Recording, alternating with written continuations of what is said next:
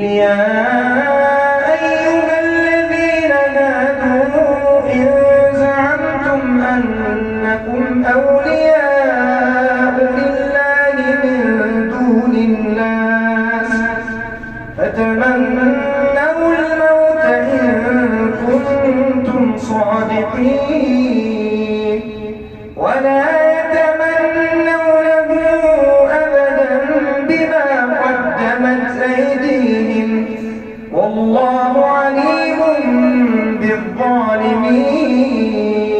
السلام عليكم، عاملين ايه يا رفاق؟ يا رب تكونوا بخير. كل سنه وانتم طيبين، ربنا يتقبل منا ومنكم صالح الاعمال ان شاء الله.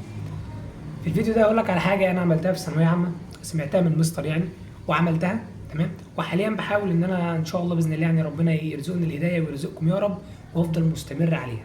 الحاجه دي سمعتها وعملتها في شهر رمضان وعملتها في ليالي الامتحان، وحاليا كل ما اتزنق والدنيا تقفل معايا جامد بعملها بصراحه لان هي المنفذ. تمام.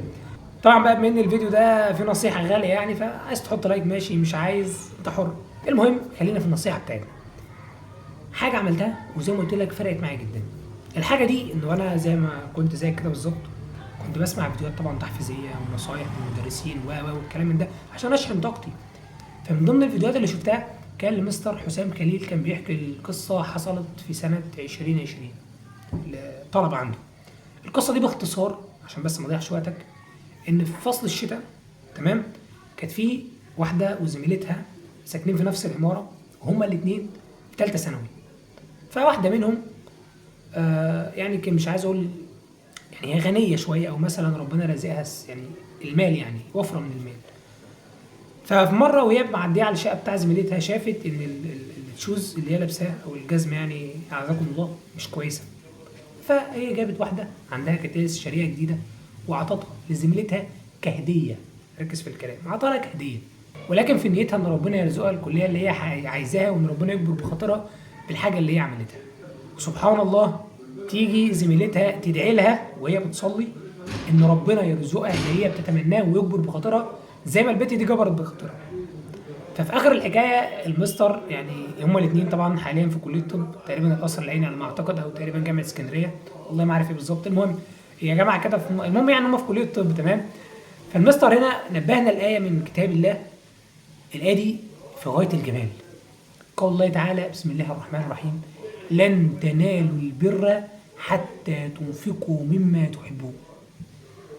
انا واحد عايز انجح، عايز اجيب درجات عاليه، عايز اوصل لحاجه كويسه، لازم اشوف عندي حاجه غاليه كده عليا، حاجه انا بحبها واتبرع بيها، حاجه انا بحبها واديها لواحد محتاج. اروح مثلا فلوس حد عطاها لي كهديه كده مثلا وانا شايلها للذكرى، لا هي جديده وكويسه اروح اتصدق بيها عشان ربنا يوفقني. والحمد لله طبعا انا مش عايز اقول ان انا جربت لان التعامل مع الله سبحانه وتعالى لا يجرب، ولكن انا لما عملت الحاجه دي ومش شكر فيها زي ما قلت لك ولا حاجه ولا انا كذا وكذا، لا ده كله فضل وكرم من ربنا والله. فمن فضل وكرم ربنا ان هو هداني ان انا اعمل كده، فالحمد لله عملت وانا كل يقين ان ربنا هيكبر بخاطري في الاخر. والحمد لله انا كنت من يعني في قمه جبران الخاطر وقت النتيجه ووقت التنسيق وفي الكليه اللي هو انا فرحان يعني، بالرغم ان انا مثلا حصلت لي عثرات كتير جدا اللي هي الامتحان، وفي الامتحان ذات نفسه كنت بغلط في اتفه الحاجات، ولكن انا متيقن من جوه ان في خير لان انا عندي ثقه في الله سبحانه وتعالى. فدي من الحاجات اللي انت حاول تعملها دلوقتي. احنا في شهر رمضان، قيمه الصدقه عاليه جدا، فانت على قد ما تقدر اتصدق.